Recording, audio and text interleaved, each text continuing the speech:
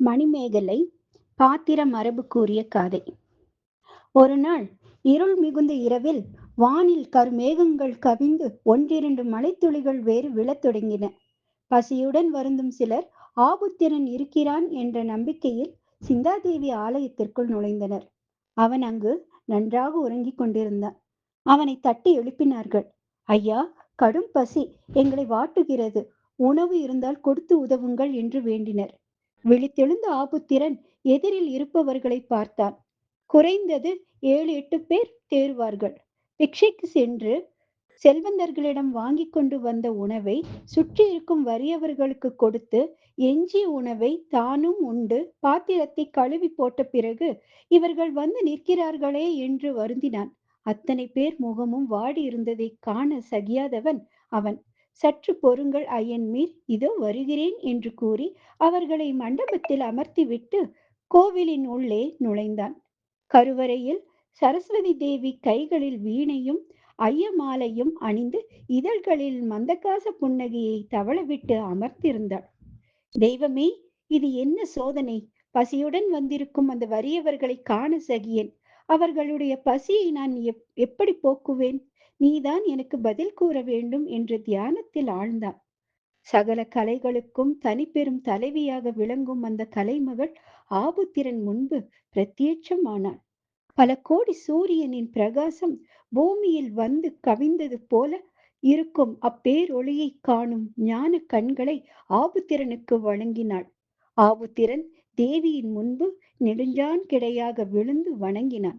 பலவாறு தேவியின் துதி பாடினான். ஆபுத்திரா, எழுந்து வா, என் கையில் இருக்கும் திரு ஓட்டினை பெற்றுக்கொள். இது அமுத சுரபி என்று அழைக்கப்படும் அட்சய பாத்திரமாகும். நாடு வறுமையில் வாடி துன்புற்றாலும் இந்த பாத்திரத்திற்கு வறுமை என்பது கிடையாது. வற்றாமல் வேண்டும் என்ற உணவை சுரந்த வண்ணம் இருக்கும். பெற்றுக்கொள்பவர்கள் போதும் போதும் என்று அலறினால் மட்டுமே இது கொடுப்பதை நிறுத்தும். என்னிடம் இருந்த பாத்திரம் இனி வறியவர்களின் பசிப்பினை போக்க உன் கைவசம் இருக்கட்டும். இந்தா பெற்றுக்கொள் என்ற அமுத சுரபியை அவனிடம் நீட்டினாள் சரஸ்வதி தேவி. அம்மா, தாயே சரஸ்வதி, உன் கருணையை என்னவென்று சொல்வேன்?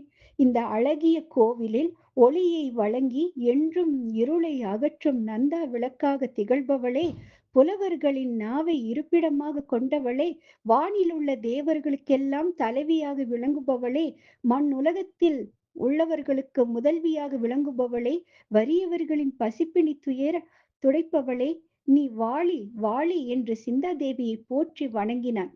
தேவியின் தோற்றம் மறைந்ததும் அமுத சுரபியை எடுத்துக்கொண்டு வெளிமண்டபத்திற்கு வந்தான். அங்கு உள்ளவர்களின் பசியை ஆற்றும் அளவிற்கு உணவு அளிக்குமாறு தியானித்து நின்றான். என்ன ஓர் ஆச்சரியம்! அந்த அமுத சுரபியில் பக்குவப்பட்ட சுவை மிகுந்த உணவு பல வடிவங்களில் தோன்றத் தொடங்கியது. அனைவருக்கும் உணவளித்தான். அவர்கள் உண்டு பசி தீர்த்து அவனை வாயார வாழ்த்திவிட்டு சென்றனர். ஆபுத்திரனிடம் ஒரு அமுத சுரபி உள்ளது, அது வேண்டிய நேரத்தில் நிறுத்தாமல் உணவை அள்ளி வழங்குகிறது என்ற தகவல் காட்டுத்தீ போல் மதுரை நகரம் எங்கும் பரவியது. அன்றிலிருந்து பசியுடன் வாடும் வறியவர்கள், உண்ண உணவின்றி தவிக்கும் விலங்கினங்கள், உணவை தேடி மாடங்கள் தோறும் அலையும் பறவையினங்கள் அனைத்தும் அவனை பெருங்கூட்டமாக சூழ்ந்து கொண்டன. ஆபுத்திரனும் முகம் சலிக்காமல், மேனி வருத்தம் கொள்ளாமல், வந்தவர்களுக்கு இல்லை என்று கூறாமல் தனது அமுத சுரபியில் சுரக்கும் உணவினை அள்ளி வழங்கினான். தா தா என்ற கூவி அழைக்கும் உயிரினங்களின் குரலோசை ஓயாமல் முழங்கும் கடல் ஒலியைப் போல் கேட்டது. ஆபுத்திரனின் அறச்செயல் தேவர் தலைவனான இந்திரனின் வெண்ணிற அரியணையை ஆட்டம் காண செய்தது. தனது பதவி பறிபோவதற்கு இந்திரன் ஒரு நாளும் சம்மதிக்க மாட்டான். எனவே ஒரு திட்டம் தீட்டி மதுரை மாநகருக்கு புறப்பட்டான். வழக்கப்படி ஆபுத்திரன் தனது பாத்திரத்தை கழுவி ஒரு மூலையில் கவிழ்த்து வைத்தான். பசித்த வருவோருக்கு இல்லை எனாது வழங்கும் அமுத சுரபியை அளித்த தெய்வத்தை போற்றி வண்ணம் இருந்தபோது தொலைவில் ஒரு மறையோதும் அந்தனர் வருவதைக் கண்டான். தளர்ந்த நடை, கம்பூன்றும் முதுமை, வளைந்த முதுகுடன் கூடிய மேனி. வாருங்கள் பெரியவரே என்று அவரை அன்புடன் வரவேற்றான் ஆபுத்திரன். அவருக்கு ஆசனம் கொடுத்து அமரச் செய்தான். நீதான் ஆபுத்திரனா என்று கேட்டார் முதியவர். ஆம் என்று ஆபுத்திரன் தலையாட்டினான். அதாவது இந்த பெரிய நிலத்தில் வாழும் பல உயிரினங்களின் பசியை போக்கி தனிப்பெரும் முதல்வன் என்று அழைக்கப்படும் ஆபுத்திரன் என்று அவர் நீட்டி முழக்கி சொன்னதிலிருந்து பெரியவர் சும்மா வரவில்லை என்பது ஆபுத்திரனுக்கு விளங்கியது. எனவே பதில் கூறாமல் நின்றான். உனக்கு ஏனப்பா பல்லுயிர் பசி நீக்கும் பெரிய பொறுப்பு? அதற்குத்தான் நான் ஒருவன் இருக்கிறேனே என்று அவர் பூடகமாக சிரித்தார். ஆபுத்திரன் அவர் சொன்னதின் பொருள் தெரியாமல் விழித்தான். உடனே ஒரு மாபெரும் ஒளி அந்த இடத்தை பிரகாசமுற செய்தது. தன் எதிரில் சர்வ அலங்காரங்களுடன் கையில் வச்சிராயுதம் ஏந்திய வண்ணம் இந்திரன் நிற்பதை ஆபுத்திரன் கண்டான். நான் இந்திரன், தேவர்களின் தலைவன், இந்த மண்ணுயிர்களின் காவலன். உன் கருத்து என்ன என்று செருக்குடன் இந்திரன் வினவினான். இதில் நான் கருத்து சொல்ல என்ன இருக்கிறது? தேவர்கள் தலைவனும் வணங்குகிறேன் என்று இந்திரனை பணிந்து ஆபுத்திரன், உன்னுடைய இந்த அறச்செயலுக்கு ஈடாக என்ன வேண்டுமோ அதனை கேள் என்றான் இந்திரன். ஆபுத்திரனுக்கு இந்திரனின் நோக்கம் புரிந்தது. நான் செய்யும் அற வேள்வியை தடுப்பது ஒன்றுதான் அவனது நோக்கம். பாவம், தனது பதவி பறிப்போய்விடுமோ என்ற அச்சத்தில் வந்திருக்கிறான். இதனை அறிந்ததும் கள்ள கபடமற்ற வெள்ளை உள்ளம் கொண்டவன் வாய்விட்டு சிரிப்பதைப் போல விலா எலும்புகள் உடைந்து விடும் அளவிற்கு சிரிக்கத் தொடங்கினான். ஏன் சிரிக்கிறாய் என்று இந்திரன் அவனை அதட்டி கேட்டான். தேவர்களின் தலைவன் நீ. இந்திரனை, இந்திர லோகத்தில் இருக்கும் உனது தேவர்கள் யார்? இந்த பிறவியில் செய்யும் நற்கர்மங்களின் பயனான சொர்க்க வாழ்வை அனுபவிப்பவர்கள்தானே அவர்கள். உன் இந்திரலோகத்தில் தர்மம் செய்யும் மக்கள் கிடையாது. அங்கு தர்மம் செய்பவர்களுக்கு காவலாக இருப்போர் கிடையாது. நற்றவம் செய்யும் முனிவர்கள் கிடையாது. பற்றறுத்து கொண்டு வாழும் துறவிகள் கிடையாது. அப்படி ஒரு உலகம், அப்படி ஒரு தேவர் கூட்டம். நீ அவற்றிற்கு தலைவன். சிரிப்புதான் வருகிறது. இந்த தெய்வ பாத்திரம் பசி என்று வருந்தி வருபவர்களுக்கு இல்லை என்று கூறாது உணவளித்து அவர்கள் பசியை போக்கும் உயர்தன்மையது. உனக்கு இந்த பாத்திரம் வேண்டும், அதற்கு பேரம் பேசுகின்றாய். இதற்கு ஈடாக என்ன கொடுக்க போகிறாய்? தேவர்கள் உண்ணும் அமுதமா? வண்ண வண்ண ஆடைகளா? அரம்பை திலோத்தமை போன்ற தேவ பெண்களா? அல்லது அந்த தேவர்களை காக்கும் கணங்களையா? யாரை அழிக்கப் போகிறாய் என்று கோபத்துடன் கேட்டார். தன்னை மதியாமல் ஏளனமாக பேசிய ஆபுத்திரனை நோக்கி இந்திரன், ஆபுத்திரா, இதற்கு நீ பின்னால் மிகவும் வருத்தப்படுவாய். நான் யார், என்னுடைய திறன் என்ன என்பது தெரியாமல் என்னை எடுத்திருந்து பேசுகிறாய். அனுபவிப்பாய் என்று கோபமாக கூறிவிட்டு மறைந்தான். இந்திர பதவி என்பது பெரிய பதவி அல்லவா? பல முறை அப்பதவியை இழக்க நேர்ந்த சமயங்களில் போராடி மீண்டும் பெற்ற இந்திரனுக்கா அதனை காத்து கொள்ள தெரியாது? தனது தேவ பதவியை பறிப்பதற்கு ஆபுத்திரன் தற்சமயம் செய்து வரும் அன்னதானம் என்ற தர்மம் ஒரு காரணியாக அமைந்துவிடக் கூடாது. பசிப்பிணியை போக்கும் வரை ஆபுத்திரனின் கணக்கில் புண்ணிய பலன்கள் கூடிக்கொண்டே வரும். அவற்றின் எண்ணிக்கையை குறைத்து விட்டால் போதும் என்று இந்திரன் எண்ணினான். 12 ஆண்டுகள் பாண்டிய மண்ணில் பருவம் தவறாமல் உரிய மழை பொழியுமாறு பார்த்து கொண்டான். மழை கடவுள் அல்லவா அவன். பருவம் தவறாமல் மழை பொழிந்து நாட்டில் வளம் பெருகியது. பயிர்கள் செழித்து அபரிமிதமான விளைச்சலை கொடுத்தன. எனவே பஞ்சம் என்பது மறைந்து அனைவரும் வளமுடன் வாழும் நிலையை எய்தினார்கள். வறியோர் இல்லாத நிலை உருவாகி ஆபுத்திரனிடம் யாசகம் பெறுவோரின் எண்ணிக்கையும் கணிசமாக குறைந்தது. பகடைகளை உருட்டி வெட்டியாக பொழுது போக்குவோரின் கூட்டமும் வீண் அரட்டை அடித்து பொழுதை கழிப்போர் எண்ணிக்கையும் மண்டபங்களில் அதிகரிக்க தொடங்கியது. ஆபுத்திரன் பாண்டிய நாட்டின் ஏனைய பகுதிகளுக்கு சென்று பசிப்பிணி உடையவர்களுக்கு உணவளிக்க வந்துள்ளேன், வறியவர்கள் என்னை அணுகலாம் என்று கூவி சென்றான். பாரப்பா, வறுமையால் வாடுவோர்களாம். அப்படி என்றால் என்னவாம் என்றான் ஊர் மக்களில் எவனோ ஒருவன் எகத்தாளமாக. நீ யார் தம்பி, எங்கள் பசியை போக்க என்றான் வேறொருவன். மதுரை எம்பதியில் எவனோ ஒருவன் ஆபுத்திரன் என்ற பெயருடன் வறியவர்களுக்கு உணவளித்து வந்தானாம்.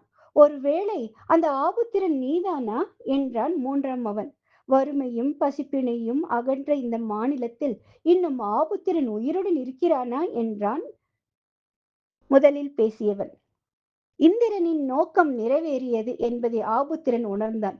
ஈட்டிய பெரும் செல்வத்தை கடலில் இழந்து தப்பி பிழைத்து செல்வம் எதுவும் இன்றி தான் ஒருவன் மட்டும் தனியாக திரும்பி வந்த வணிகன் ஒருவனின் நிலை போல இருந்தது ஆபுத்திரனின் நிலைமை. மனம் வெதும்பி நின்ற ஆபுத்திரன் கொற்கை கடற்கரையில் அலைந்து கொண்டிருந்தான். பெரிய கப்பல் ஒன்று கிளம்ப தயாராக துறைமுகத்தில் நின்று கொண்டிருந்தது. அவர்களில் ஒருவன் ஆபுத்திரனை அடையாளம் கண்டு கொண்டு, நீங்கள் ஆபுத்திரன் தானே என்று விசாரித்தான். ஆபுத்திரன் திரும்பி பார்த்து, ஆமையா, நான் தான் அந்த தீ ஊழ் கொண்ட ஆபுத்திரன் என்றான். உங்களைத்தான் ஐயா தேடிக்கொண்டிருந்தோம்.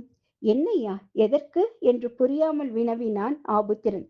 ஐயா, நாங்கள் நெடுந்தொலைவில் இருக்கும் சாவகத்தீவிலிருந்து வரும் கடல் வணிகர்கள். இந்த நாட்டில் ஆபுத்திரன் என்னும் பஞ்சம் பசி பிணி போக்கும் நல்லவன் ஒருவன் கைகளில் அமுத சுரபி என்னும் ஓட்டுடன் அலைவதாக சொன்னார்கள். அங்கு மழைவளம் குன்றியதால் வறுமை தாண்டவமாடுகிறது. எங்களுடன் உங்களை அழைத்து செல்கிறோம். அங்கே வந்து எங்கள் மக்களின் பசிப்பிணியை போக்குங்கள் என்று மன்றாடினர். ஆபுத்திரன் மிக்க மகிழ்ச்சியுடன் அவர்களுடன் பயணமானான். மணிப்பல்லவ தீவினை அடையும் நேரம் காற்று பலமாக வீசத் தொடங்கியது. பாய்மரம் இறக்கப்பட்டது. கப்பல் அன்றிரவு முழுவதும் அத்தீவில் ஒதுங்கியிருக்கும் என்று, அடுத்த நாள் காலையில் காற்று அடங்கிய பின்பு மீண்டும் பயணம் தொடரும் என்றும், தீவை சுற்றி பார்க்க நினைப்பவர்கள் சென்று வரலாம் என்றும், ஆயினும் மறுநாள் காலை பொழுதிற்குள் கப்பலை அடைந்துவிட வேண்டும் என்றும் அறிவிக்கப்பட்டது. மற்ற பயணிகளுடன் சேர்ந்து கொண்டு தீவை சுற்றி பார்க்க சென்ற ஆபுத்திரன் கால் போன போக்கில் சென்று ஆளரவமற்ற தீவு என்பதால் பாதையை தவறவிட்டான். அதை அறியாமல் ஆபுத்திரன் ஏறியதை தான் பார்த்தேன் என்று ஒரு பயணி அளித்த தவறான தகவலை உண்மை என்று ஏற்றுக்கொண்டு அந்த கப்பல் ஆபுத்திரனை தனியாக மணிப்பல்லவ தீவில் விட்டுவிட்டு கிளம்பியது. கப்பல் நங்கூரம் இடப்பட்ட இடத்திற்கு தாமதமாக வந்த ஆபுத்திரன் கப்பல் கிளம்பி போய்விட்டதை அறிந்ததும் திடுக்கிட்டு போனான். மனம் நொந்து அலையத் தொடங்கினான். யாரும் மற்ற தீவினில் இந்த அட்சய பாத்திரத்தினால் என்ன பயன்? வெறுமே என் பசியை போக்கவா என்று சிந்தியவாறே அங்கிருந்த நீர் நிறைந்த கோமுகி என்ற பொய்கையை அடைந்தான். இதோ இந்த பொய்கையில் இந்த அமுத சுரபியை இடுகிறேன். இதனுள் மூழ்கிவிடும். இப்பாத்திரம் ஒவ்வொரு ஆண்டும் ஒரே நாள் வெளியில் வரட்டும். தர்ம சிந்தனை உடையவர்கள் வந்தால் அவர்கள் கைகளில் சேரட்டும் என்று கூறிவிட்டு அமுத சுரபியை அந்த பொய்கையில் இட்டான். அதன் நீரில் மூழ்கியது. ஆபுத்திரன் அங்கிருந்து அகன்று ஓர் இடத்தை தேர்வு செய்து உண்ணா நோன்பு இருந்து தனது உயிரை துறந்தான். முழு கதையையும் கூறிவிட்டு அரவண அடிகள் தமக்கு எதிரில் அமர்ந்திருந்த மணிமேகலை, சுதமதி, மாதவி ஆகிய மூவர் முகத்தையும் பார்த்தார். சுதமதியின் முகத்தில் பொழுதை போக்க கதை கேட்ட நிம்மதி நிலவியது. மாதவியின் முகம் ஒருவித அர்ப்பணிப்பில் மின்னியது. மணிமேகலையின் முகத்தில் சின்னதாக ஒரு சந்தேகத்தின் சாயல் படர்ந்திருந்தது. என்ன யோசனை மணிமேகலை என்று வினவினார் அரவண அடிகள். ஆபுத்திரன் மறுபிறவி எடுத்தான அடிகளை அரவண அடிகள் நகைத்தார்.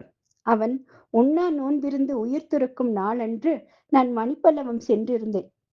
என்னப்பா நடந்தது என்று கேட்டதற்கு அவன் தான் பட்ட துயரங்களை பட்டியலிட்டான். அவனது ஆன்மா வேதனையில் வாடிக்கொண்டிருந்தது. நான் சமாதானம் செய்தேன். கிழக்கில் தோன்றும் கதிரவன் வானில் பயணித்து மீண்டும் மேற்கு திசைக்கு செல்வதைப் போல் மணிப்பல்லவ தீவில் தன்னுடைய முந்தைய உடலை விடுத்து சிறந்த மன்னன் ஒருவன் ஆட்சியில் இருந்த சாவகன் நாட்டில் ஒரு பசுவின் வயிற்றில் கன்றாகி பிறந்தான் என்றார்.